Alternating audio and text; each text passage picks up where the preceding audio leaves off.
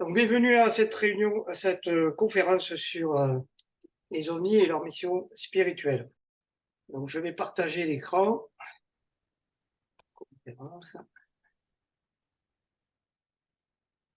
Voilà. Donc, je vous laisse découvrir le sommaire. Et je vous proposerai donc de scinder cette conférence à 3 parties, un diaporama, une séquence vidéo et aussi le jeu des questions-réponses. Donc, pour se présenter, je dirais que nous sommes une association de bénévoles qui s'est créée autour de Benjamin Crème, qui est un peintre, ésotériste, écrivain britannique et ufologue aussi, et qui a fondé Cher International. Donc cet homme, pendant plus de 40 ans, a parcouru la planète pour annoncer le retour de ce qu'on appelle les maîtres de sagesse, avec à leur tête l'instructeur mondial, Maitreya.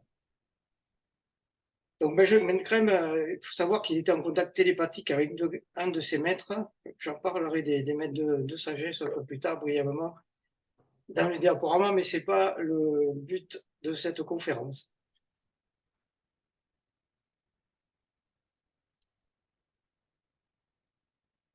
Donc Benjamin Crème a aussi créé une revue qui s'appelle Partage International et qui porte un regard synthétique sur les transformations politiques, économiques et sociales, environnementales qui se déroulent sur la planète et met en évidence leur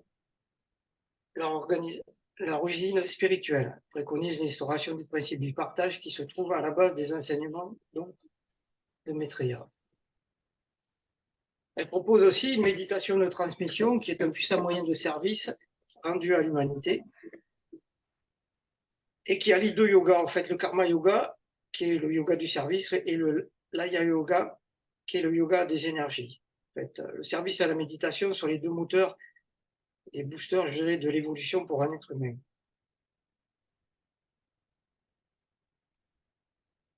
Donc, en introduction, nous allons parler de deux sujets qui s'appellent la dissonance cognitive et le sens des proportions. Ces deux sujets qui me semblent importants pour une meilleure compréhension des choses et de la suite. Donc, la dissonance cognitive. Alors, comme nous dit Frantz Fanon, sur la dissonance cognitive. Frantz Fanon était un médecin psychiatre du siècle dernier, et aussi un anticolonialiste qui s'intéressait à la psychologie humaine. Parfois, les gens ont des croyances fondamentales profondément ancrées. Quand on leur présente des preuves qui vont à l'encontre de ces croyances, elles ne peuvent être acceptées. En effet, cela crée un sentiment extrêmement inconfortable appelé dissonance cognitive. Et parce qu'il est si important de protéger ces croyances fondamentales, chacun va rationaliser, ignorer et même nier tout ce qui ne colle pas avec ses croyances fondamentales. En gros, c'est un état de tension interne et d'inconfort psychologique qui est dû au manque d'ouverture de conscience généré par un système de pensée étriqué. En fait, quelque part, on est tous touchés par ça. Les solutions sont l'ouverture d'esprit, la tolérance et l'humilité. Donc à droite, vous pouvez voir PSD, c'était hors série qui datait de juillet 2003, donc je l'ai toujours. Et aussi l'année dernière, donc sur le portail Orange, où on parle d'un nombre croissant d'objets non identifiés dans le ciel qui avait été signalé donc par le Pentagone, qui a admis depuis qu'effectivement il y avait des objets qui n'étaient pas terrestres. Donc tout ça pour vous montrer que l'information existe et qu'il suffit juste de vouloir dépasser ces barrières de la dissonance cognitive. Deuxième sujet, le sens des proportions. Alors, qu'est-ce que ça peut vous inspirer, cette image? En général, on me dit, c'est des étoiles, d'autres c'est des tableaux, d'autres c'est de la neige. En fait, c'est un petit bout de l'univers. C'est un cliché qui a été pris par le télescope spatial Herschel, à l'infrarouge lointain, de l'Agence spatiale européenne. Et en fait, cette image, elle ne représente qu'une infime partie de l'univers. Et chaque point de cette image ne représente pas une étoile, mais une galaxie, dont chacune contient des centaines de milliards d'étoiles et bien sûr encore plus de planètes. Les scientifiques pensaient que l'univers contenait 100 à 200 milliards de galaxies, il y en aurait 100 fois plus. Nous ne connaissons à ce jour que 10% des 5% de l'univers observable. En effet, 95% restants sont constitués de 25% de matière noire et 70% d'énergie noire qui sont tous deux invisibles à nos appareils de détection. Pour résumer, en fait, l'univers pour nous reste un mystère. Donc on va se rapprocher un peu plus de notre planète et je vous emmène voir la Voie lactée.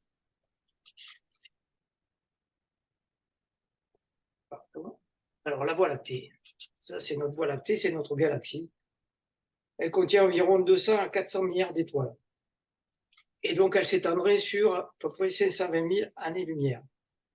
Alors une année-lumière, il faut savoir que c'est 9 461 milliards de kilomètres. Ça vous donne une ordre d'idée. Et la vitesse de la lumière, c'est environ, à peu près tout le monde la connaît, 300 000 km par seconde. Donc on a une galaxie qui n'est pas très grande, mais qui est moyenne. Ça, c'est notre Soleil, que j'ai pris avec notre Soleil, Antares. Alors Antares, il a un diamètre de 946 millions de kilomètres. Et notre étoile, elle est toute petite à côté, elle fait que 1392 millions de kilomètres de diamètre. Alors notre étoile, c'est une naine jaune, et la grosse étoile à Antares, c'est une naine rouge super géante. Je ne connais pas trop la différence entre les deux. Mais c'est pour vous donner toujours un sens des proportions. Ça, c'est notre système solaire. On voit la Terre toute petite en bas, et le Soleil qui paraît immense. Alors, le diamètre de la Terre, c'est 127 000, c'est 12 742 km. C'est déjà bien. Et ça, c'est notre planète, en fait. Ça, c'est notre vaisseau mère.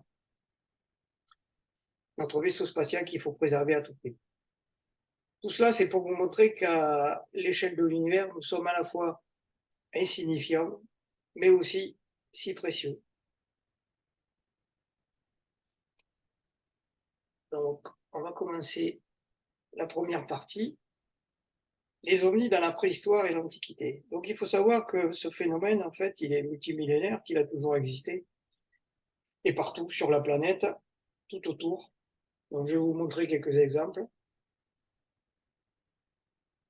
Le premier, qui est intéressant, 40 000 ans, donc on remonte quand même assez loin, où il a été découvert dans les années 2000, dans des grottes dissimulées au centre du pays, en Inde, dans l'état du Madhya Pradesh, des peintures rupestres qui montrent, eh ben voilà, ce qui montre, c'est un scaphandrier, des petites bouts de lumière. Là, on peut voir aussi une petite navette à la suite et un vaisseau mère. Alors, gardez-le bien en tête, tout ça, parce que je vous montrerai une vidéo là-dessus tout à l'heure qui rassemble à peu près tous ces objets, à part le scaphandre. Plus près de nous, entre 22 et 20 000 ans, en Espagne, dans la grotte d'Altamira, où aussi on peut voir à peu près les mêmes objets, des bouts de lumière, des navettes et aussi d'autres objets allongés qui ressemblent à des vaisseaux mères.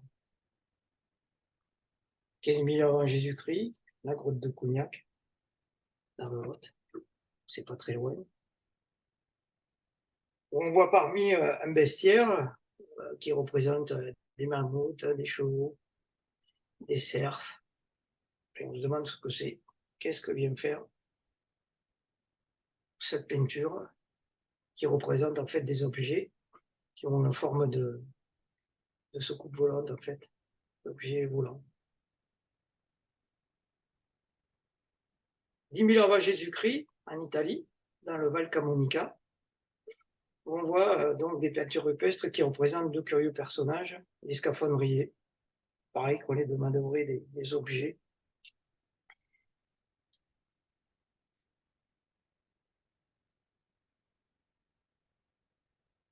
« 5 000 ans avant Jésus-Christ, en Algérie, dans le désert du Tassili, pareil. Une autre peinture qui est connue, celle-là, je l'ai vue souvent. Donc là, on va partir plus près de nous au Moyen-Âge. Donc en fait, ce sont des exemples, je dirais, c'est pas la liste, c'est pas exhaustive. Hein. Donc au Moyen-Âge, en fait, on va commencer par un triptyque dans un monastère du Kosovo, où un triptyque qui représente la crucifixion donc, de Jésus. Donc, on peut voir deux personnages, en fait, en haut à droite et à gauche, qui ont l'air de se poursuivre dans des engins animés par des flammes.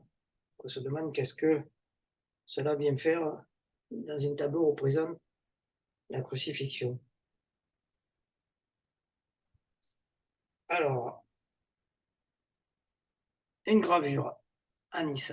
Alors, ça s'est passé, en fait, le 5 août 1608, où les habitants du sud de la France, de Marseille à Gênes, furent témoins d'un passage d'orgueil.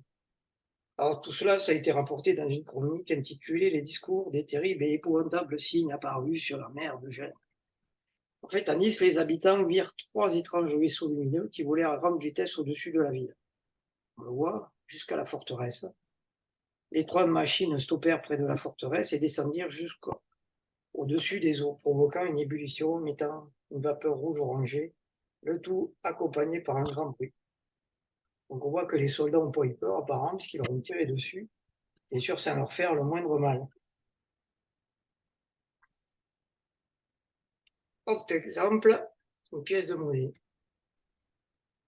Alors c'est une pièce de monnaie française qui a été frappée en 1680 qui représente un objet volant aussi qui sort des nuages avec l'inscription Portunidus ad est, c'est-à-dire en temps opportun. En fait, cette pièce elle a été frappée sous le règne du roi Louis XIV afin de commémorer un événement et laisser une trace historique. Des milliers de personnes ont pu l'observer et cet objet est apparu dans le ciel à Versailles, où le roi et sa cour se promenaient dans les jardins. Et pour commémorer donc cet événement, des pièces ont été frappées à cette effigie. Plus tard, Benjamin Crème a dit qu'il s'agissait d'un vaisseau spatial martien.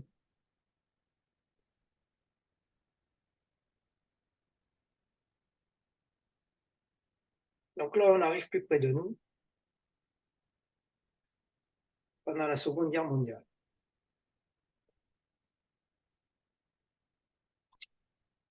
Alors, attends, je ne sais pas si vous voyez ça. Ça. C'est pas comment on peut le sortir, ce truc. Bon, enfin. Alors, les chasseurs fantômes. Les chasseurs fantômes en pro ont été baptisés par les anglo-saxons. Donc, à la fin de la Seconde Guerre mondiale, à partir des années 40-44, sont apparus des curieux objets volants, sphériques, des petits objets, qui se mettaient à suivre soit les bombardiers alliés pendant la phase de bombardement aérien, ainsi que des chasseurs d'escorte. Il y a eu des rapports d'observation un peu partout dans le monde, et pas seulement que sur le théâtre d'opération en Europe, autant que celui du Pacifique. Alors, il faut savoir qu'il y avait déjà eu des observations pendant la Première Guerre mondiale. Alors ces objets se promenaient parfois seuls, parfois ils évoluaient à plusieurs. Le jour, ils ressemblaient en fait à des petits globes métalliques et la nuit, ils brillaient avec des couleurs différentes.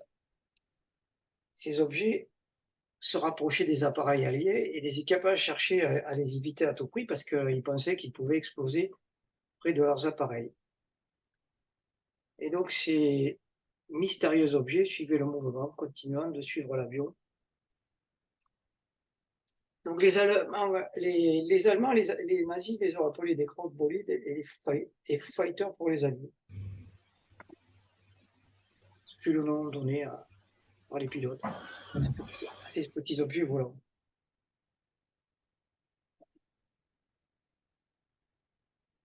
Donc, en 1947, en fait, le phénomène OVNI est officiellement reconnu, je dirais, grâce à deux événements majeurs. Le premier, c'est l'observation d'un pilote privé qui s'appelait Kenneth Arnold et qui est présenté comme marquant le début de l'ère contemporaine des OVNI. Alors, le 24 juin, Kenneth Arnold, qui se promenait avec son avion privé, observe un vol de 9 engins non identifiés au-dessus du Mont Rainier dans l'État de Washington. Alors, il décrit les objets ayant plutôt la forme d'un boomerang. Et Arnold désigne leur déplacement ressemblant à celui de soucoupes volantes ricochant sur l'eau. Le lendemain, pour la première fois, les journaux s'emparent de son témoignage et donnent le terme flying saucer ou flying disc aux soucoupes volantes. Donc, le nom, en fait, soucoupe volante vient de cet événement. Alors, les ufo-sceptiques, bien sûr, expliquent que cette observation était due à un vol de pélican blanc, ce qui est quelque part une insulte à l'intelligence humaine. Et certains scientifiques ont dit tout bonnement que c'était de simple illusion ou hallucination. L'autre affaire, en fait, qui est, on va dire, plus importante, qui s'appelle l'affaire de Roswell, parce que tout le monde en a entendu parler, plus ou moins, enfin, ceux qui s'intéressent au phénomène, surtout, bien sûr. Mais on en a eu parlé dans les journaux dans les années 90 aussi. En fait, cette affaire, elle concerne l'écrasement au sol près de Roswell, qui se trouve au Nouveau-Mexique, en juillet 1947, d'un engin qui se serait écrasé près de la base, 60 km de la base de Roswell, qui était la première base de bombardiers stratégiques nucléaires américains. Ceci peut-être explique cela. Donc, pour résumer rapidement, hein, au soir du 4 juillet, un couple qui faisait du camping sauvage a vu sont fait survoler le soir par un engin bruyant et brillant qui s'écrase quelques secondes plus tard. Donc, comme c'était le soir, ils font un premier passage sur les lieux discrètement et ils constatent qu'effectivement, il y a un engin qui est enfoncé dans une sorte de falaise avec des débris tout autour. Bon, vu qu'ils avaient juste une petite lampe, ils n'osent pas trop s'aventurer, donc le lendemain matin, ils reviennent avec leur Jeep sur le point d'impact, ils ramassent quelques débris métalliques et effectivement, ils se rendent compte qu'il y a un engin qui est enfoncé dans cette sorte de falaise et que parmi les débris, il y a des corps. Il y aurait 5 corps, 5 petits corps humanoïdes sur le sol. Donc, la femme prend peur et quitte rapidement les lieux en ramassant quelques morceaux de ces débris. Et il constate que ces débris ont la faculté de se froisser facilement dans la main et par contre reprennent leur forme initiale. Voilà, ça c'est un des témoignages. Alors il faut savoir que cette histoire, elle a fait grand bruit parce qu'il y a une multitude de témoins, on peut dire, que ce soit l'armée de l'air, bien sûr, puisqu'il y avait une base qui était à côté et donc et plusieurs personnes qui sont venues donc sur les lieux, donc des témoins oculaires, il y en a de nombreux, puisque les débris ont été ramassés, les corps pareil, certains corps ont été amenés à l'hôpital, puisque parmi les 5 corps, en fait, il y avait 3 qui étaient décédés et 2 qui étaient encore vivants, dont un qui n'avait pratiquement rien, qui pouvait marcher. Donc, il y a tout un tas de témoins qui ont assisté en fait à cet événement donc, qui a marqué les esprits.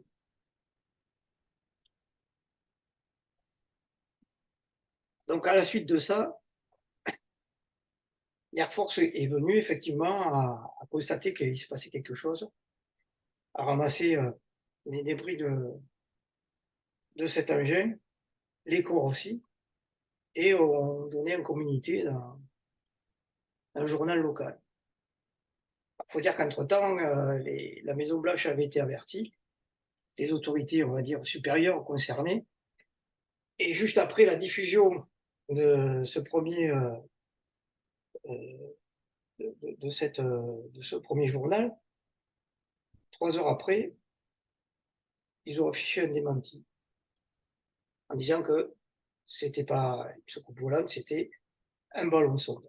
Ce que beaucoup de témoins réfutent puisqu'ils ont été aux premières loges pour le voir et que plus tard, en fait, ils ont donné des informations, que ce soit à leur famille, proches, qui ont constaté aussi et qui ont même récupéré certains des morceaux de l'engin, et qui a fait que, bon, on en est là pour l'instant. Donc si vous allez à Roswell, qui est devenu un peu la Mecque du Petit Gris, vous pourrez aller visiter le musée où on a reproduit en fait le mannequin d'un de ces humanoïdes qui était dans l'engin. Donc il faisait à peu près 1,25 m, j'avais la hauteur d'un enfant de 10 ans. On va ouvrir une parenthèse sur l'art de la désinformation. Parce qu'à partir de là, si vous voulez, il y a le couvercle, c'est mis sur la marmite. Alors l'art de la désinformation consiste à rendre le vrai Je pour lâche vrai et le faux mon... pour vrai, de manière à susciter un état de confusion, provoquer des amalgames de manière à porter le discrédit sur des exactitudes. Donc l'art de la désinformation, on va dire, on l'a perpétué, puisque pour voir ce qui se passe à l'heure actuelle. Alors désinformer, pourquoi? Premièrement, pour garder le pouvoir sur les masses, pour éviter une perte de contrôle et de manipulation qui en résulterait suite à un accueil favorable des frères de l'espace. Effectivement, si on a des êtres qui viennent d'un autre monde et qui nous disent mais vous vivez pas du tout comme il faudrait, vous faites la guerre alors que vous pourriez vivre avec une planète magnifique comme vous l'avez de façon équilibrée et harmonieuse, ça ne plairait pas à certains. Donc premièrement, je continue. Deuxièmement, protéger certaines populations d'un état de panique générale. En effet, il y a des milliards de personnes, on va dire, qui ne sont pas prêtes à accepter le fait qu'on ne puisse pas être seul, qu'on puisse être seul dans le cosmos à l'heure actuelle. Bien qu'il y ait une progression par rapport à tout ce qui se passe, que ce soit au niveau des lectures, des films, vidéos, il y a les jeunes générations surtout ont pris conscience que on pouvait effectivement, on n'était pas forcément seul dans l'univers. Donc, dissonance cognitive oblige, certaines populations ne sont pas prêtes à entendre ça, et même parmi des pays développés comme le nôtre. Et troisièmement, ne rien changer à l'histoire du monde telle qu'elle nous est racontée, qu'elle soit religieuse ou laïque.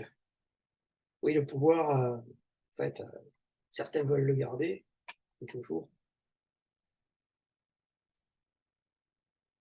Troisième partie, les contactés. Donc j'en ai pris deux, parce qu'ils sont significatifs. En fait, George Adamski, le premier, parce qu'on va dire que c'est le père de l'ufologie, et Billy Meyer pour la qualité de ses photos.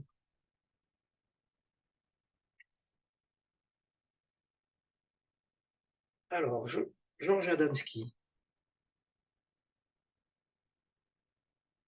George Adamski, c'est un Polonais qui est né en 1891 et qui nous a quittés en 1965. C'était un autodidacte, astronome amateur, qui a immigré donc aux États-Unis, et professeur de métaphysique et de philosophie. Quand il était jeune, lorsque son père mourut, il fut pris en charge par un ami de la famille qui s'appelait l'oncle Sid, et qu'il envoya donc encore adolescent au Tibet pour y recevoir l'enseignement des maîtres du Tibet. Quand il est revenu, il a fondé en Californie, en 1936, l'Ordre royal du Tibet, qui est destiné à promouvoir la spiritualité orientale en Occident et à organiser une vaste réflexion sur le thème de la structure spirituelle de l'univers à la lumière des enseignements qu'il avait reçus au Tibet par les maîtres de sagesse. Donc en 1940, il part avec quelques-uns de ses amis à Valley Center à côté du mont Palomar, où il crée une sorte de petite exploitation agricole près du Palomar, à Palomar Center, qui se trouve en fait à côté du plus grand télescope du monde. Il n'y a pas travaillé.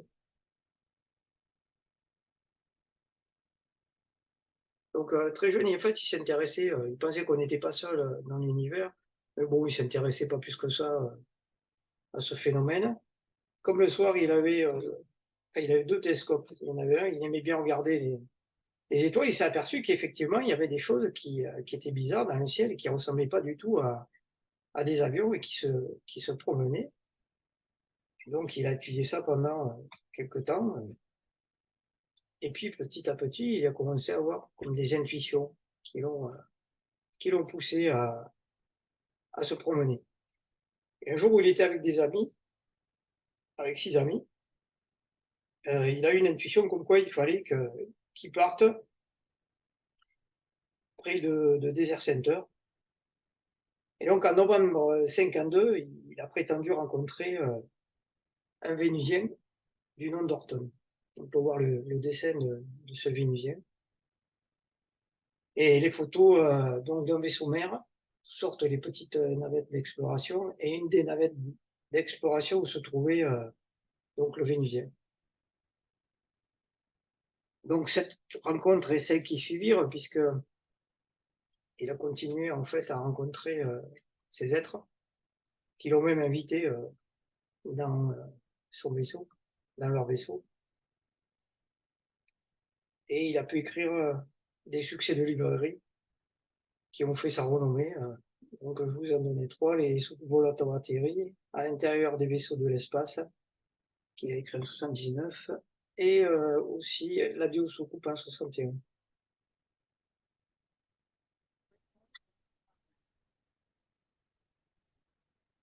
Donc son histoire était très intéressante et vous pouvez lire ses livres qui sont aussi très parlants. Le deuxième, Billy Meyer. Alors j'ai pris pour ses photos d'une qualité exceptionnelle, et aussi c'est un personnage en couleur. Et lui, il est né en 1937. C'est un auteur suisse. Il affirme avoir rencontré des extraterrestres à de nombreuses reprises. Puis, ce qui est intéressant, c'est la production qu'il a fait. Il a plus de 1000 photos, des films aussi, des vidéos, qui ont été analysées à laboratoire et qui ont confirmé leur authenticité. Donc, il y a plusieurs, en fait, scientifiques qui sont venus le voir à plusieurs reprises pour essayer de déceler s'il disait la vérité ou pas. Et en fait, ils n'y sont jamais arrivés. Il a écrit des dizaines de livres qui transcrivent des dialogues avec les êtres extraterrestres qu'il a rencontrés. Alors, il faut dire que lui, il affirme avoir eu ses premiers contacts dès l'âge de 5 ans. Et 5 ans, il a eu une sorte de formation, en fait. Et ça, on peut le voir souvent dans certains contactés qui sont contactés dès leur plus jeune âge.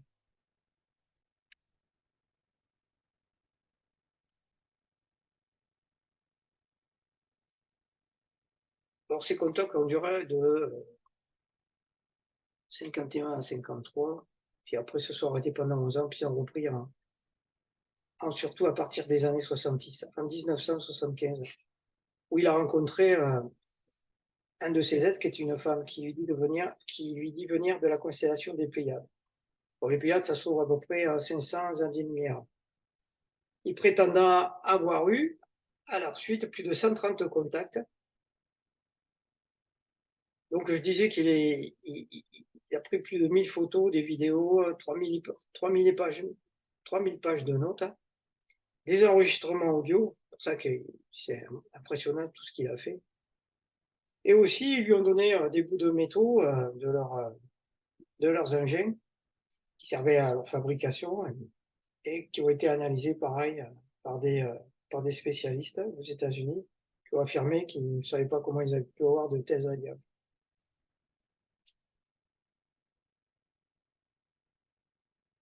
Donc sa vie est très intéressante aussi. Je vous conseille de lire ses livres s'ils sont traduits. Il y en a un qui s'appelle de Gary Kinder, qui s'appelle Les Années-Lumière, qui est aussi très intéressant. En 1974, il a fondé le FIBUL, qui est un mouvement spirituel qui s'occupe d'OVNI et se trouve dans le St. James Center, c'est à côté de son village en Suisse. Il est toujours vivant et il continue son travail. Il dit toujours être en contact avec des frères des Pléiades. Alors les frères des Pléiades lui ont dit qu'ils étaient venus pour justement nous aider. Parce qu'en fait, d'après eux, on serait quelque part cousins.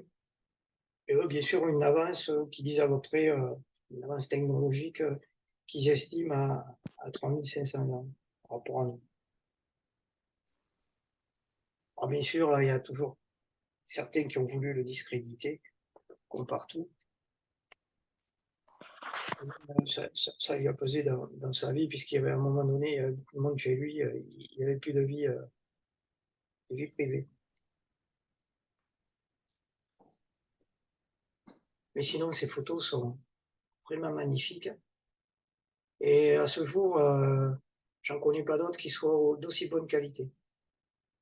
Et on voit avec son trépied où il prenait avec sa vieille caméra.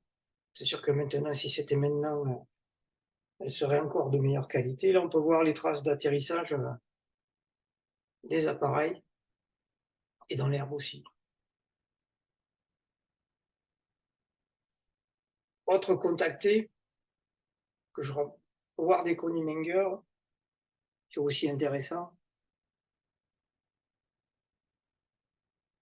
Et donc, je conseille les livres. Vous avez de la chance parce qu'il y en a un qui a été réédité récemment, qui s'appelle Le secret des soucoupes volantes, mutuellement de l'espace. En fait, qui fait suite à un vieux livre qu'il avait écrit dans les années 50, qui s'appelle Les Amis des hommes de l'espace, qu'on ne trouve plus. J'ai réussi à avoir un exemplaire. Donc Wenger, lui, il est né, il est né en 1922. Et donc, il a été contacté, lui aussi, pareil, quand il était jeune, il avait 10 ans à peu près, il a rencontré une dame merveilleuse qui lui a dit qu'elle le reverrait plus tard. Et effectivement, plus tard, quand il a été plus âgé, il a commencé à avoir des contacts avec des frères de l'espace. Et puis un jour, lors d'une conférence d'un de ses amis, qui s'appelait Georges von Tassel, il remarque dans la salle une femme qui était mince, attirante, une belle blonde. Et tout de suite, il a su qui il était. Et en fait, la mémoire lui est revenue. Et ça lui a fait un tel choc qu'il s'est souvenu en fait de ses vies passées. Donc, il a prétendu plus tard en fait venir de Saturne et sa femme, qui est sa deuxième femme, en fait, elle venait elle venait de Vénus. Il faut savoir que effectivement, il y a des phares de l'espace qui s'incarnent parmi nous. Tout ça pour nous aider. Mais ils ne sont pas légion.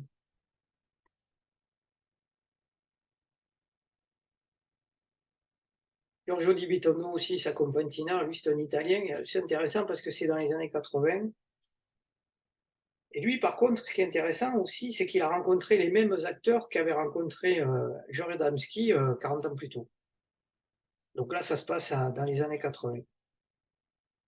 Et parmi les êtres qu'il avait rencontrés, il a rencontré un être qui se faisait appeler Georges. Alors Georges Adamski, c'était peut-être la réincarnation de Georges Adamski.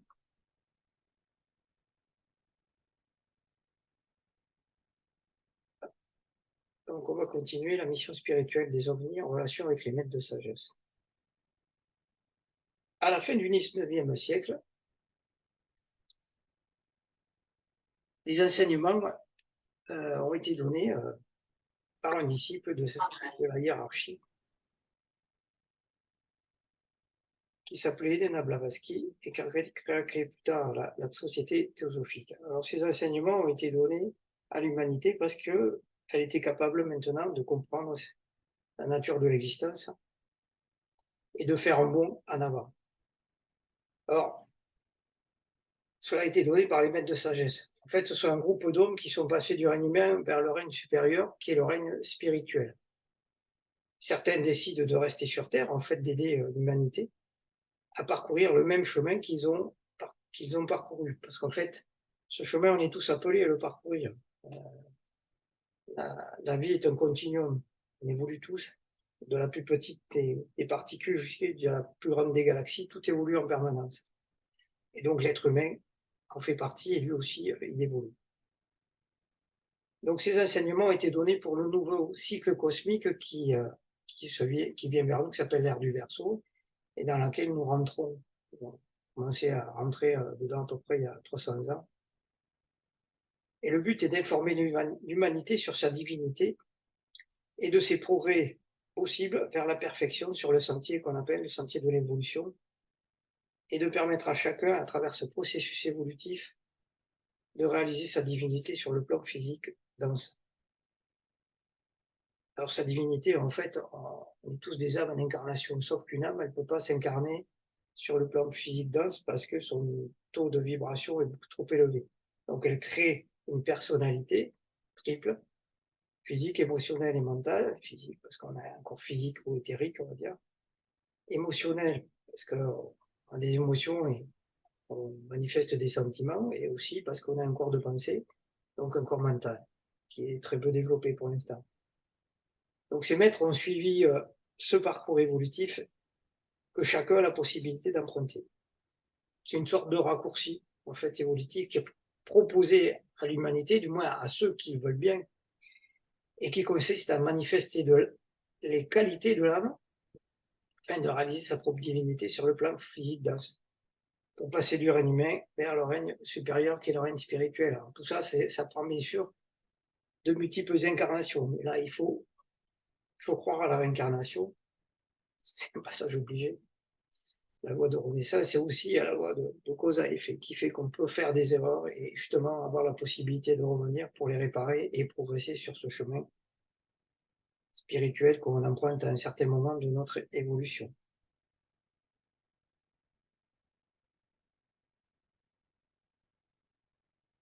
Donc les disciples de ces maîtres de sagesse, il y en a certains qu'on connaît, qui s'appellent, enfin, s'intéressent à et la Blavatsky qui a créé donc la théosophie. Après, un second recueil de ses enseignements a été donné à Elena Horwitz qui a créé l'Ani Yoga, puis est venu à Alisan Bellé qui a fondé l'école arcane. La sagesse éternelle, c'est un ensemble, comme dit le maître Joël Kuhl, d'enseignements spirituels, sous-entendant toutes les religions du monde, aussi bien que toutes les réalisations scientifiques, sociales et culturelles. Joël Kuhl dit aussi la sagesse éternelle est la science de l'esprit. Donc là, on a une photo, des rares photos de maîtres qu'on peut avoir. On voit le maître Joël Kuhl. Je l'ai mise parce que c'est très rare. Alors Benjamin Crème, lui, il arrive après, à la suite, en fait. Donc il faut savoir que cet homme était en contact télépathique avec un de ses maîtres de sagesse. Et lui, il a été chargé, en fait, d'annoncer le retour de cette hiérarchie des maîtres de sagesse parmi nous sur le plan donc exotérique, sur le plan physique. Ils reviennent, en fait, ça faisait 98 000 ans en fait qu'ils étaient partis, on va dire ils sont toujours là, mais ils étaient en quelque sorte dans les coulisses, dans les montagnes, les déserts, pour guider l'humanité. Et donc ces informations sont dans la continuité de ces enseignements. Ce qui est intéressant chez lui, c'est qu'il a vulgarisé les écrits théosophiques, qui étaient quand même assez durs. Et aussi, donc, il a fait ce travail pendant plus de 40 ans, annoncer le retour de ses maîtres avec, parmi eux, le guide, on va dire, le guide de l'humanité, Maitreya, qui a cette charge pour le cycle tout le Verseau, une partie du cycle du Capricorne, les 2500 prochaines années, donc on pourra le voir chaque fois qu'on aura le plaisir de se réincarner sur la Terre. Donc lui, Maitreya, c'est le chef de cette hiérarchie, c'est le guide de l'humanité. Pourquoi? Parce qu'il incarne l'énergie d'amour et de sagesse à son plus haut degré sur la planète. C'est pour ça qu'il a cette charge et qu'il passera à un autre plus tard dans un nouveau cycle cosmique.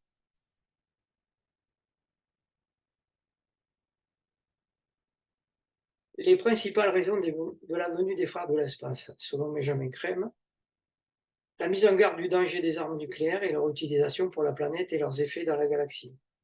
Ça, c'est le premier point. La lutte constante contre les effets de la pollution planétaire, particulièrement la radioactivité à un niveau supérieur sur les plans éthériques à ce jour inconnus de nos certificats. Il faut savoir que beaucoup d'observations d'OVNI ont été faites autour des centrales nucléaires et lors aussi des deux catastrophes qu'on a connues, que ce soit Tchernobyl ou Fukushima, Tchernobyl dans les années 80, Fukushima dans les années 2000, où il y a une multitude de témoins qui ont dit avoir vu des engins, des boules de lumière en forme de boules de lumière, certains, d'autres carrément des engins qui se promenaient de suite après qu'il y ait eu ce genre de catastrophe. En fait, ce que font les frères de l'espace, c'est qu'ils nous aident justement à limiter la pollution dégagée par la radioactivité et dans le respect, bien sûr, de certains libres arbitres, parce qu'on doit apprendre aussi de nos propres erreurs. Aussi, la construction des premières bases d'une science de l'avenir basée sur la science de la lumière.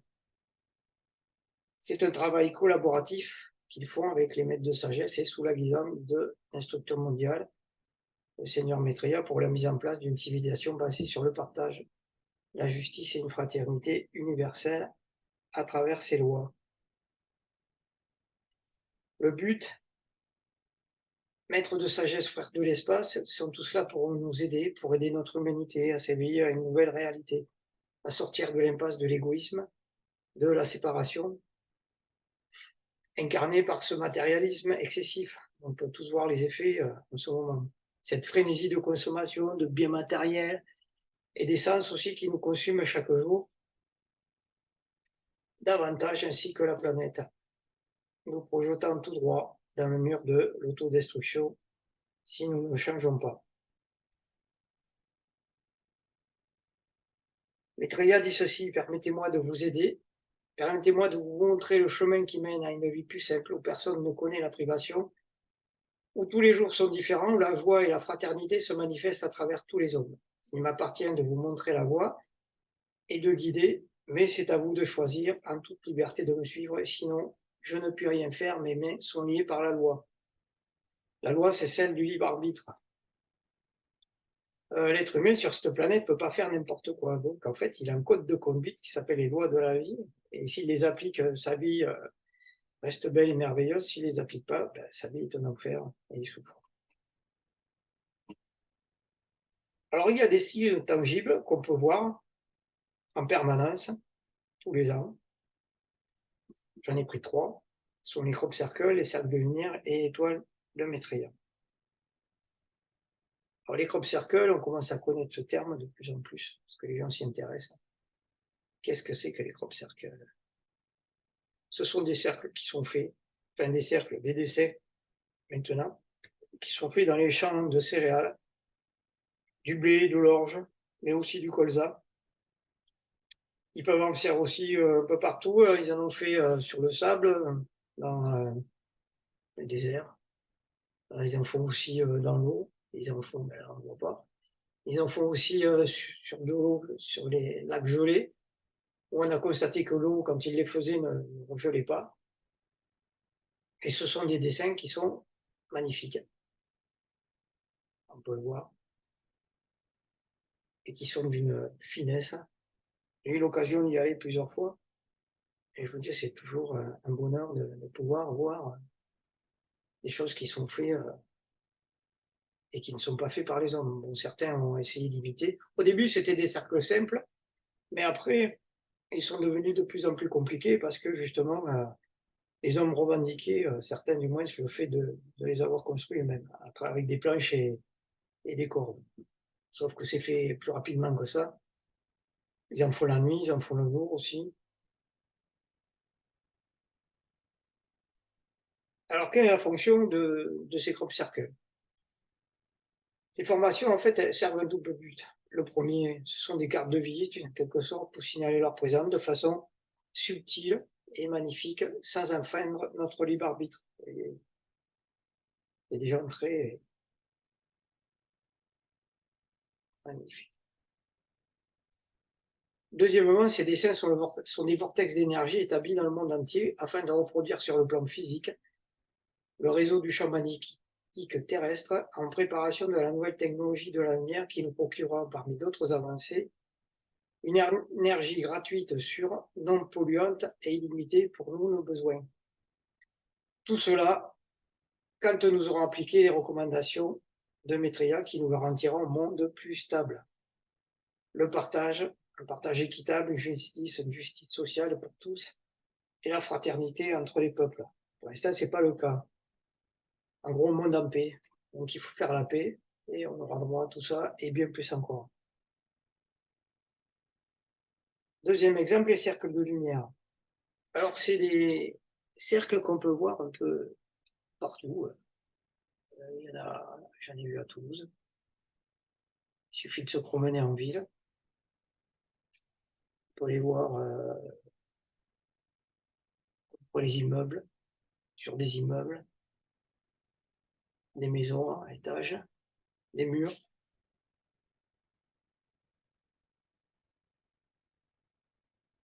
En fait, ces cercles de lumière sont des reflets anormaux du soleil sur des doubles vitrages, qui, au lieu de donner un pâté lumineux comme il se doit, ce qu'on voit des fois, les reflets sur les murs, il faut voir la différence entre justement les cercles de lumière, ça donne en fait un pictogramme improbable.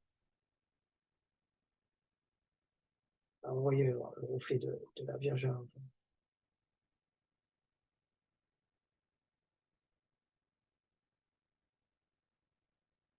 Mais il y en a un qui s'est intéressé à ça, qui a écrit un livre qui s'appelle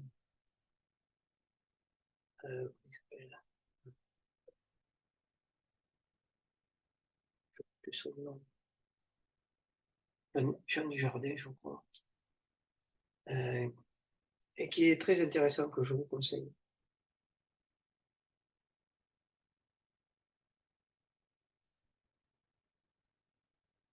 Ah, pardon. Alors ça, c'est moi les photos que j'ai prises en 2017, où on peut voir à Lyon. On faisait une conférence sur une journée. Et donc le matin tôt, quand on est arrivé pour la conférence, ils nous avaient fait ça sur un immeuble qui était pas très loin de l'immeuble où on donnait une journée qui était consacrée donc au maître de sagesse, aussi au phénomène ovni et autres. Voilà, après à Toulouse, c'était le lendemain d'un salon qu'on avait fait. En général, ils nous font des petits clins d'œil comme ça. Et puis, en haut à droite, c'est pareil, ils nous avaient fait ça, ça c'est en face de chez ma mère, dans mon village. On voit sur la photo du bas la maison qui a réfléchi ces cercles. Donc arriver à faire tous ces cercles comme ça, c'est pas évident. Voilà, donc le livre c'est Jean Richardet.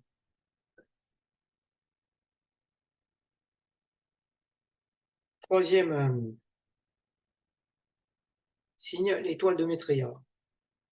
Le 12 décembre 2008, Benjamin Crème avait annoncé qu'une source de lumière d'un puissant éclat ressemblant à une étoile va bientôt apparaître dans le ciel et sera visible jour et nuit, pour annoncer la première interview de Maitreya sur une grande chaîne de télévision américaine, ce qui s'est fait plus tard. D'après Benjamin Crème, en fait, il s'agit de quatre gigantesques vaisseaux, des ovnis de la taille de 5 terrains de football, ce qui commence à être conséquent, et positionnés tout autour du globe. En fait, on peut faire le lien, en fait, l'étoile qui a guidé les rois mages à l'endroit de la naissance de Jésus. Ces ovnis viennent de différentes planètes de notre système solaire et sont chargés près du Soleil, donc ils ne sont pas visibles en permanence. Et il faut savoir lever les yeux, que ce soit la nuit, même des fois on peut le voir le jour. Donc ils peuvent changer de couleur, de forme, j'ai moi-même eu l'occasion de les filmer. Donc, si vous levez les yeux, vous pourrez peut-être voir l'étoile de Maitreya. Tout ça, ça a été fait pour stimuler, bien sûr, l'intérêt du public et que les médias jouent le jeu. Bien sûr, les médias n'ont pas joué les jeux, on devient ça secret, malheureusement, comme d'habitude. Alors, petite cerise sur le gâteau. Ça, c'est l'observatoire solaire SO de la NASA, qui prend une photo du Soleil toutes les 10 minutes. Et alors, à partir de 2022, je crois, on a commencé à voir des phénomènes se passer sur la pellicule autour du Soleil. Là, on peut voir en fait un faisceau d'énergie qui se dégage d'un objet énorme, hein, puisque bon, quand on voit la taille du Soleil, voilà, et ça avait commencé en 2013 avec l'ange de la NASA, qu'on voit affiché à Times Square, où il y avait une espèce de grand débat qui avait près du Soleil. J'ai la photo là, sur un des partages, de la revue Partage. Donc maintenant, on va passer à la séquence vidéo, qui dure à peu près une dizaine de minutes, un peu plus, où là, vous allez pouvoir voir des choses intéressantes. Donc j'ai pris des vidéos du début des années 2000 parce que l'intérêt de ces vidéos, c'est que ça n'était pas trafiqué comme maintenant avec les technologies modernes qu'on a, on peut faire des fakes plus facilement. Là, c'était déjà plus difficile, donc ça date du début des années 2000. Donc là, en dessin, on peut voir la petite navette qu'avait photographié George Adamski, qui a été reproduite avec ce magnifique dessin. Donc certains disent que en fait c'était faux, que c'était une lampe chirurgicale, ce qui n'est pas le cas, bien sûr. Donc on va commencer par la fabrication d'un corps sec. Donc ça a été tiré d'une cassette vidéo du début des années 90 lors d'une émission sur Canal+, qui était animée par Benoît Poelvoorde, où on voit donc des boules de lumière qui passent au-dessus d'un champ et pour arriver à créer ce crop circle. Vous voyez, au début des années 90, ils étaient encore simples, aussi compliqués que ceux qu'ils font maintenant, donc on va le revoir. Donc là, vous pouvez voir les deux bouts qui se promènent juste au-dessus du sang et en quelques secondes, ils forment cet agrogriffe. Donc les gens qui ont la possibilité d'aller sur ces crop circles arrivent à ressentir des énergies qui peuvent les perturber ou les stimuler, ça dépend. Donc ça, c'est un ovni qui est caché derrière un nuage. Vous voyez, imaginez un peu la taille de cet ovni qui passe au-dessus d'un immeuble, qui est déjà conséquent, et ça se passe en Russie. Donc, en général, il se cache derrière un nuage pour ne pas faire peur justement aux populations. On peut en voir un autre exemple, ça c'est en France en 2017. Et là, un autre qui a été pris, alors ça c'est pas vieux, ça date de l'année dernière, à Bursa, en Turquie, qui est resté là pendant plus d'une heure. Seconde vidéo, donc là c'est une petite navette qui ressemble d'ailleurs à une navette qui a été prise en photo par Meyer et qui se trouve devant au ras de l'eau, une trentaine, une quarantaine de mètres, et qui va disparaître, hop, d'un seul coup. On voit un autre, un peu plus grand, un peu plus allongé. Ça se passe en Russie. Donc à l'époque, bien sûr, quand c'était pris par des caméramans amateurs, des caméscopes ou des téléphones portables, les vidéos sont pas mal pixelisées. C'est pour ça qu'on ne voit pas une qualité énorme. En 2005, pareil, c'est le même qui a été vu aux États-Unis, qui passe au-dessus d'un arbre. C'est toujours une beauté de voir ça. Je rêve un jour d'avoir un de près, Claude Monouet. Alors ça, c'est en Chine en 2006. Ce qui est intéressant, c'est qu'on va avoir changé d'état. Parce qu'en fait, ces vaisseaux, ils évoluent sur un plan supérieur au plan physique dense et le plan éthérique. Et donc, ils ont la capacité d'abaisser leur vibration pour se manifester à nous, mais aussi, bien sûr, ils ont la capacité de disparaître à un instant en modifiant leur état vibratoire du vaisseau. Voilà, pof. C'est un petit peu comme quand on regarde la télévision avec une télécommande. Hein, chaque chaîne correspond à une fréquence donnée. Ben, notre fréquence de vie, elle est ici, sur le plan physique dense, et eux, ils ont une fréquence de vie qui est légèrement au-dessus. C'est ça que si vous allez sur Mars, Vénus ou Saturne, vous ne trouverez personne parce qu'ils vivent sur un autre plan. Celle-ci est intéressante parce que la navette va venir vers le caméraman pour justement se montrer. Donc elle est quand même à une hauteur assez raisonnable qu'on peut voir et entendre le bruit. Alors, je ne sais pas si vous l'entendez, c'est intéressant. Il va passer derrière les arbres et vous allez le voir partir assez rapidement aussi.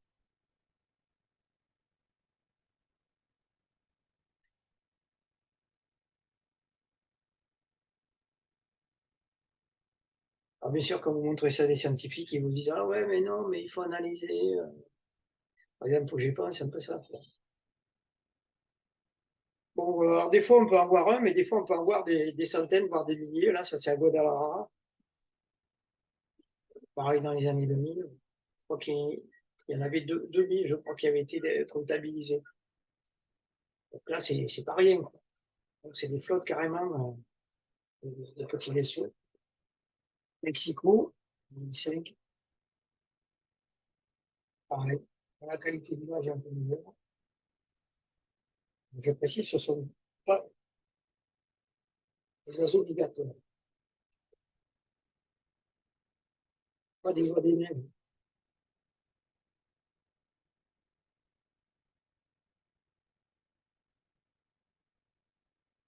Autre exemple, on peut en voir, c'est ça se passe en New York.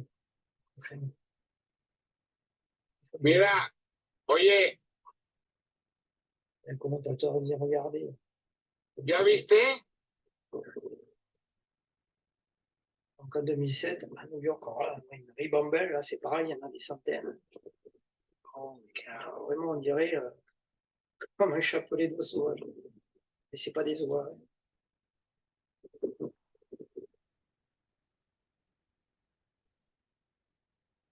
Fais pas ça.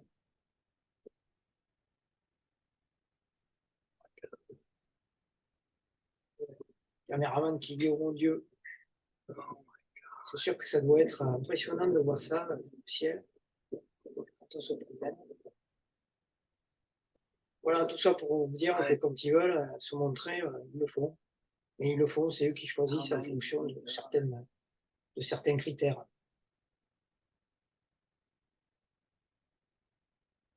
Et ils font ça, bien sûr, en accord avec la hiérarchie.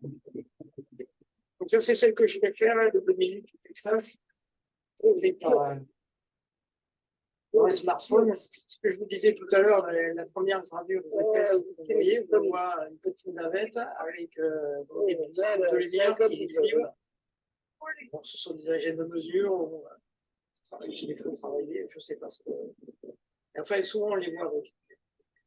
Mais ce qui est intéressant dans cette vidéo que je n'ai vue par ailleurs, c'est un vaisseau. Vous voyez un engin qui fait à peu près 1 km sur 200 mètres de large. 1 km de long sur 200 mètres de large, imaginez un petit peu la taille de l'engin comme ça.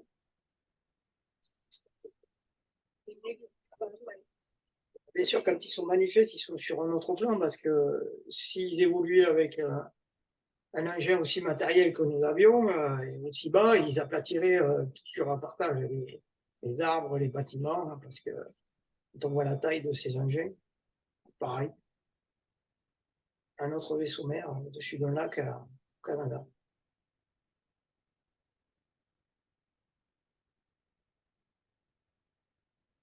Ça, c'est des photos qui ont été déclassées d'un sous-marin, le SS Trapang, dans les années 70, et qui a pris ces clichés. Donc, il faut savoir que les ovnis sont aussi des osnis, c'est-à-dire qu'ils évoluent non seulement sur Terre, autour de la Terre, mais qu'ils ont des bases, mais aussi ils ont des bases cachées dans les océans. Donc, c'est des photos qui ont été déclassées par le Navy.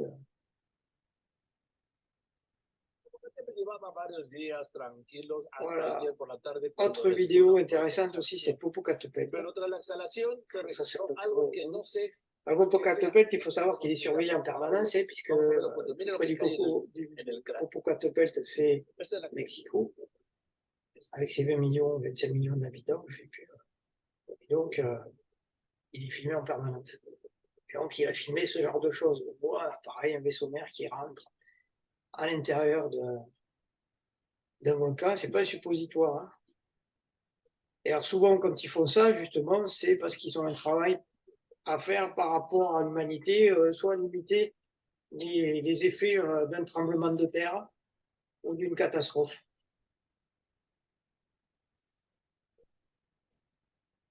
Donc ils rentrent, mais aussi ils peuvent sortir. Donc ça, c'était quelques minutes avant un séisme qui a eu lieu en 2017 à Mexico. On voit sortir justement cet engin.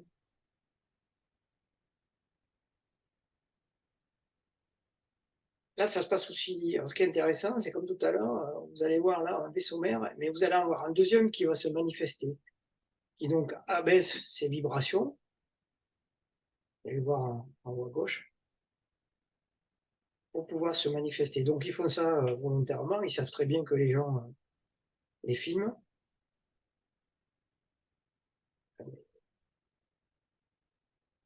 Bon, voilà, l'apparition du deuxième vaisseau.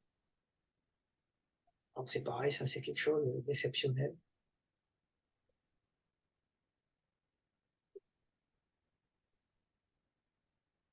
Bon, certains vont dire, ouais, non, mais c'est des fakes. C'est des fakes, sauf que vous allez voir juste après, ça a été filmé à un autre endroit, dans une autre région, qui est à côté de celle-ci, filmée en premier. Au Chili, pareil, où une dame a filmé sur les couchants, donc c'est le vaisseau mère.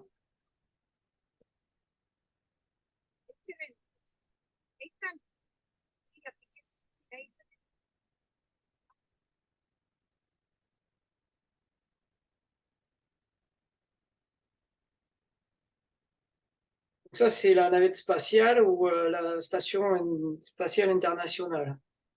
Il faut savoir que la NASA, il y a quelques années encore, je ne sais pas si elle le fait toujours, mais elle avait un laboratoire qui était dédié pour supprimer, effacer, soit sur des photos, soit sur des vidéos, le passage d'OVNI, que ce soit au niveau de la Terre ou même dans l'espace. Donc depuis, en fait, le barrage a cédé, puisque maintenant, avec les caméscopes, et surtout les téléphones portables maintenant, qui ont une qualité optique intéressante, on peut filmer plein de choses. Et donc énormément de personnes assistent à ces manifestations. Benjamin Crème disait qu'il y a à peu près 2000 vaisseaux qui viennent chaque jour sur la Terre pour travailler, pour nous aider, pour apprendre aussi.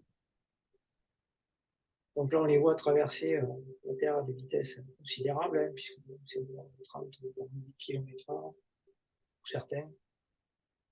Alors, ils utilisent des moyens de déplacement qui sont différents en fonction qu'ils sont soit sur une planète, soit dans un système solaire, soit aussi dans les voyages intergalactiques.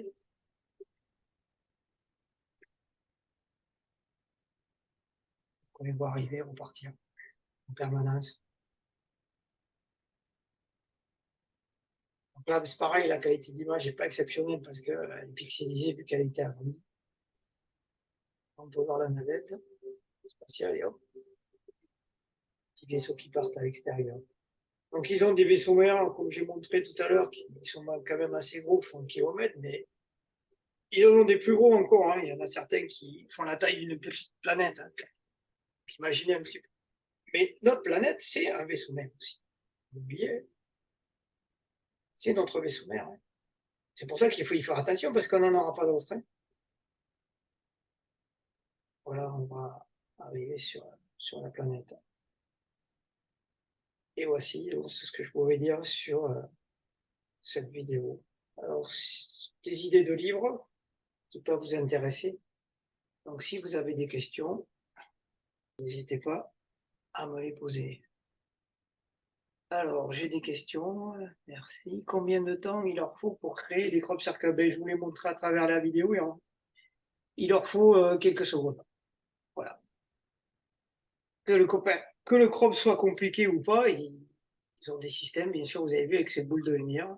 Alors, ils avaient expliqué, Benjamin Crème a expliqué qu'en fait, ils mentalisaient dans leur esprit le crop circle et après, ils le projetaient dans ces systèmes-là, ces boules de lumière, hein, c'est parce que c'est comme technologie, bien sûr, pour aller le créer de façon instantanée. Au pire, on sait que sur un crop circle, ils n'ont pas mis un quart d'heure à le faire, puisqu'il y avait un aviateur là du côté de Stonehenge, un aéroport, et donc il était passé au-dessus d'un champ à côté de Stonehenge, et qui avait été chercher une personne et qui est repassé de suite, et ça dure à peu près un quart d'heure. Et donc effectivement, il a vu qu'il y avait le crop circle. Il a dit qu'effectivement, ils étaient assez rapides. Donc ça prend pas des heures, hein, comme le font certains êtres humains. Alors, autre question. Est-ce que les passagers des ovnis peuvent nous voir avant même d'avoir abaissé leur énergie, avant de se montrer? Oui, je pense. Ils ont la capacité de nous voir et aussi que nous, on ne les voit pas. Puisqu'ils peuvent apparaître à certaines personnes et pas à d'autres. Ils ont des capacités. Alors après, est-ce que c'est tous? Non, pas forcément. Moi, d'après mon expérience, ce que j'ai pu lire, entendre, voir, c'est qu'il y a plusieurs humanités qui viennent nous voir. D'autres, certaines qui ont évolué, on va dire, normalement, pas comme nous. Hein. Bon, pas évolué comme il faudrait, au moins, pour l'instant. Et donc, ils sont en avance sur nous technologiquement et aussi spirituellement, mais qui sont toujours sur le plan physique dense et qui ont la capacité quand même de se déplacer. Donc, ceux-là ont des technologies qui s'approchent de ce qu'on peut voir un peu partout, mais pas forcément des êtres, on va dire, les plus avancés, et surtout ceux qui nous prennent en charge, qui sont nos voisins immédiats, les planètes sœurs, hein. Puisqu'en fait, avec eux, on forme un ensemble, c'est un corps d'expression de notre système solaire.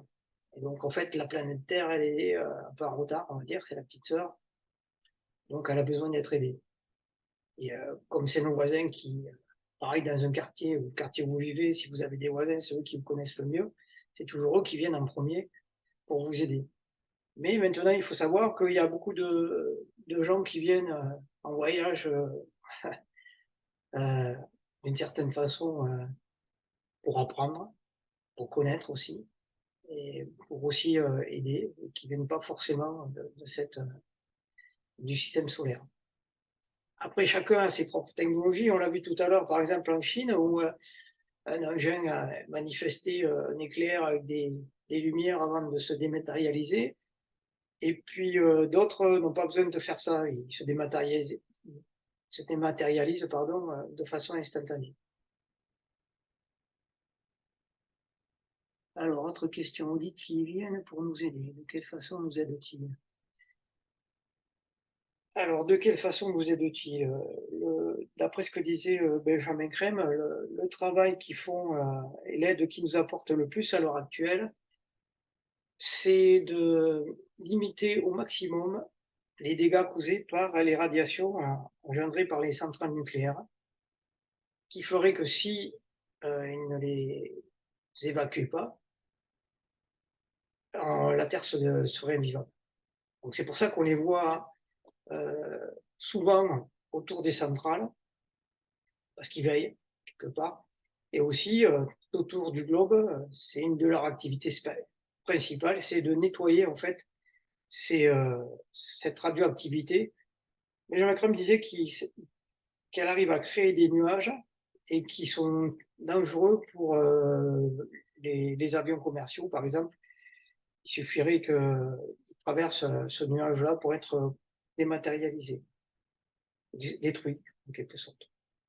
Donc, c'est leur activité, on va dire, principale, entre autres. Après, bon, ils sont là aussi pour nous aider en cas de catastrophe naturelle, pour limiter l'impact.